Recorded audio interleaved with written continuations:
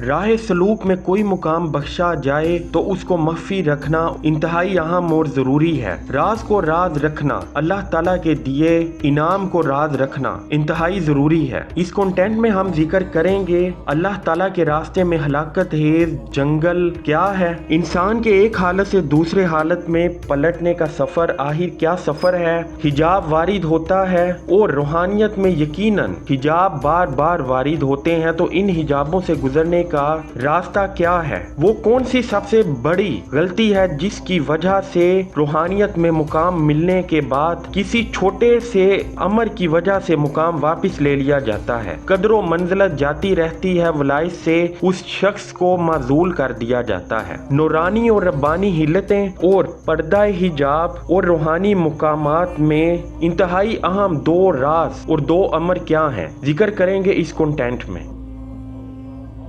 Video شروع کرنے سے پہلے چینل کو سبسکرائب کریں اور کومنٹ سیکشن میں اپنی قیمتی رائے کا اظہار ضرور کریں۔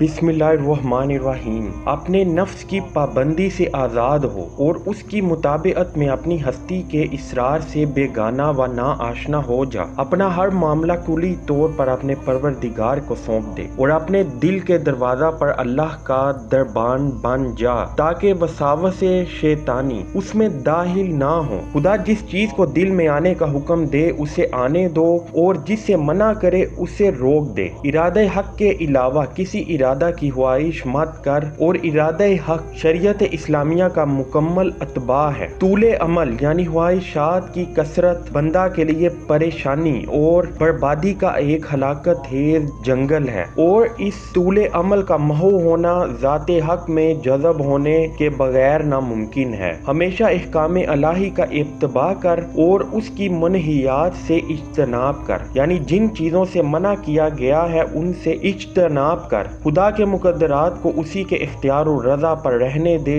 اور مخلوقات میں سے کسی چیز کو اس کا شریک نہ کر۔ تیرے ارادے اور تیری آرزوئیں سب اسی کی مخلوق ہیں، بس تیرا ارادہ و خواہش کرنا گویا مخلوق کو خالق کے ساتھ شریک کرنا ہے، اور اس حال میں تو مشرک ہوگا۔ اللہ تعالیٰ فرماتے ہیں جو شخص اللہ تعالیٰ کے دیدار کی توقع رکھتا ہے اسے چاہیے کہ نیک کام کرے اور مخلوقات میں سے کسی کو بھی خدا کی عبادت میں شریک نہ ٹھہرائے۔ واضح ہو کہ صرف بت پرستی ہی شرک نہیں بلکہ خواہشات نفس کی اندھا دھند پیروی کرنا اور دنیائے فانی میں کسی بھی ہستی یا کسی بھی شے سے قلب و دماغ کو بدرجہ عشق وابستہ کر لینا بھی صریحاً شرک ہے۔ اللہ تعالیٰ فرماتا ہے اے نبی صلی اللہ علیہ وآلہ وسلم، کیا آپ نے اس شخص کو نہیں دیکھا جس نے اپنی ہوائے نفسانی ہی کو اپنا معبود بنا رکھا ہے؟ بس اللہ تعالیٰ کے سوا جو کچھ بھی ہے وہ غیر اللہ ہے، اور جب تو غیر اللہ میں مشغول و محو ہوا تو بلا شبہ تو نے اللہ تعالیٰ کا شریک ٹھہرایا اور خود مشرک ہو گیا۔ بس ذکر حق میں جد و جہد کر، آرام نہ لے، خوف خدا رکھ، بے خوف نہ ہو، تلاش حق میں صداقت کر، غافل نہ رہ، اور سلوک میں جو مقام تجھے حاصل ہو انہیں اپنی ذات سے منسوب نہ کر بلکہ توفیق و عطائے ایزدی سمجھ۔ پھر اگر تجھے کوئی حال یا مقام بخشا جائے تو اسے مخفی رکھ اور نااہلوں سے اس کا ذکر نہ کر۔ اس طریق سے تجھے اور بھی روحانی فروغ ملے گا، کیونکہ تیرا تعلق براہ راست اللہ تعالیٰ سے اور حسب کلام اللہ یعنی ہر دن اللہ تعالیٰ کی نئی شان ہے سے وابستہ ہو جائے گا۔ پس ہونے والے احوال کا مخلوق سے تذکرہ حفظ کا باعث ہوگا۔ اگر تیرا حال برقرار رہے تو اسے خدا کی بخشش جان اور توفیق شکر و زیادتی نعمت کا خدا سے سوال کر۔ اگر تیرا وہ حال باقی رہا تو اس میں تیرے لیے ترقی، علم، معرفت اور اضافہ ادب ہوگا۔ اللہ تعالیٰ نے فرمایا ہم جب کسی آیت کو منسوخ کرتے ہیں یا بھلاتے ہیں تو پھر اس سے بہتر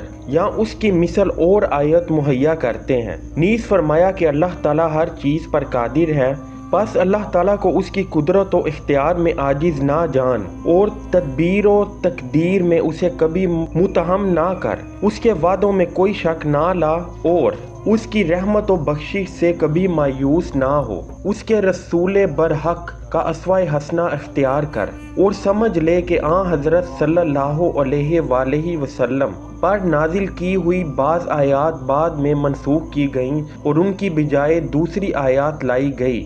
اور آن حضرت صلی اللہ علیہ وآلہ وسلم سے ان نئی نازل شدہ آیات پر عمل کروایا گیا۔ یہ حال شریعت زہرا میں ہے، لیکن باطنی علم و احوال کا تغیر خدا اور آن حضرت صلی اللہ علیہ وآلہ وسلم کے درمیان راز کی حیثیت رکھتا ہے۔ اس کے متعلق حضور صلی اللہ علیہ وآلہ وسلم فرماتے ہیں، میرے دل پر بعض اوقات ایک حجاب وارد ہوتا تھا اور میں اس کے ازالہ کے لیے ہر دن میں 70 بار خدا سے طلب مغفرت کرتا تھا۔ پس آن حضرت صلی اللہ علیہ وآلہ وسلم میں ایک حالت سے دوسری حالت کی طرف منتقل کیے جاتے تھے، اور اس طرح حضور صلی اللہ علیہ وآلہ وسلم منازل ضرب اور عرصہ غیب کو عبور فرماتے رہے تھے۔ نورانی اور ربانی حلتیں آپ کو پہنائی اور بدلی جاتی تھیں، اور کشف و معرفت کی ہر دوسری حالت اپنی پہلی حالت کے رفع و اعلیٰ ہوا کرتی تھی۔ ہاں، اس دوران میں جب کبھی حجاب وارد ہوتا، جیسا کہ احادیث میں مذکور ہے، تو حضور صلی اللہ علیہ وآلہ وسلم بکثرت استغفار فرماتے، اس لیے کہ استغفار تزکیہ روح اور جلائے قلب کا باعث ہے اور ہر مومن کے لیے مفید ہے۔ توبہ و استغفار ہر حال میں عبد یعنی بندہ کی دو لازمی صفات ہیں، اور یہ دونوں صفات حضرت ابو البشر آدم علیہ السلام کی مقدس میراث ہیں۔ جب ان کے احوال باطن پر محود سیاں اور عہد کی خلاف ورزی نے تاریکی ڈالی تو وہ اپنے ارادہ و خواہش کی پیروی میں مبتلا ہو گئے، اور اس وقت ارادہ آدم علیہ السلام ارادہ الہی کے ساتھ شریک ٹھہرا، بس اس وجہ سے یہ ارادہ توڑ دیا گیا۔ پہلی باطنی حالت زائل ہو گئی اور وہ ولایت سے معزول کر دیے گئے، ان کی وہ منزلت جاتی رہی، کرب خداوندی تلف ہو گیا، انوار تاریک ہو گئے، اور پھر انہیں ان کی لغزش پر تنبیہ کی گئی اور نسیان و حکم عدولی کا اقرار کرتے ہوئے بصورت توبہ و استغفار گناہ کا اعتراف کرنے کی تلقین کی گئی۔ چنانچہ حضرت آدم علیہ السلام نے گڑ گڑا کر